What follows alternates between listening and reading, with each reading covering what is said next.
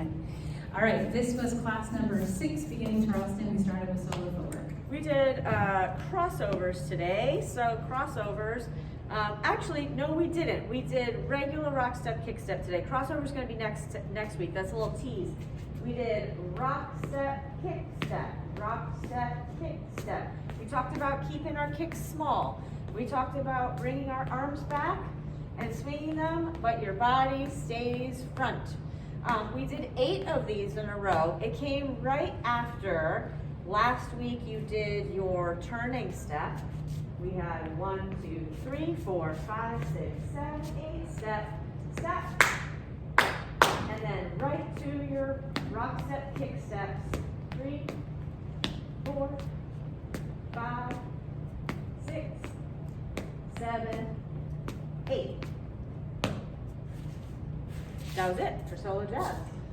And we spent some time today working on these kick arounds. So from here, we're hand Charleston, boom, and then we rock step, kick step around. So refer to video, last week's video number 5 for details about that. But I will say that the more you can work on having a nice, open, even frame, your center connected to that frame, engaging the muscles of that frame so that your body is moving around in this sort of way, connecting with your partner, the better you're going to be trying to get those kick arounds to work. Then, our new thing we did tonight was called a kick up, and we first, well, it looks like this. Maybe we'll show it. Let's show it facing together first and kind of see what's going on. So, a 1, 2, 3, 4, 5, 6, 7, and 1, 2, 3. So, the first thing we did was just practice traveling kick steps solo. So, I'm going to do that. So, just straight ones. Are we on the camera? Yeah. So, 1, 2, 3, 4, 5, 6, 7, 8. We talked about those kick steps need to be those really small ones where we're kind of going down into the ground with our kick steps. Once we worked on those a whole bunch, we practiced going in and out with them. So here, maybe we face the camera for this.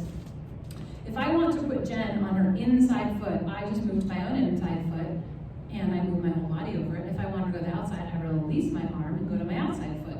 So we practice this idea of just switching our weight back and forth, one foot and then the other. Then we took that idea, we put the front connected with the front hand. Every time that we go to that outside foot, there's a little stretch in our hands.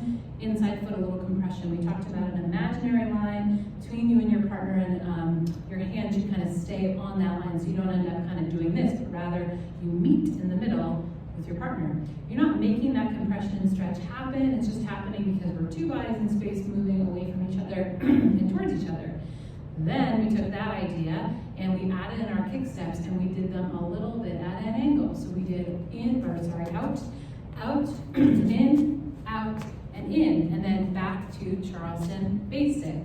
We did rock step, rock, kick, boom.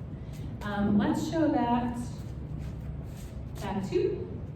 We made a little sandwich. We did a basic Charleston. Then we did rock step, kick step, 2 count kick back to our basic.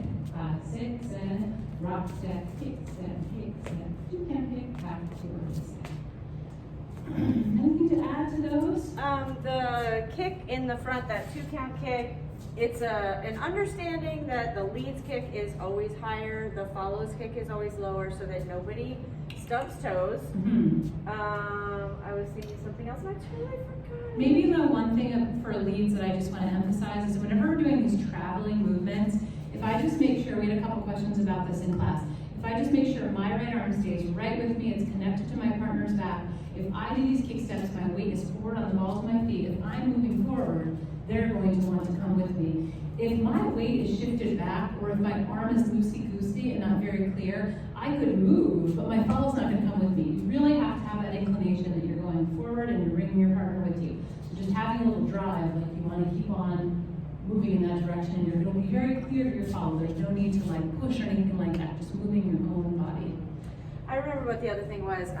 I had some news from the underground. A spy in the A class said that there's a lot of clamping of hands going on. So when you're connected in the front, our fingers are kind of across like that, and then Jillian's thumb is not clamped down on my hand, and my thumb is away from our hands as well.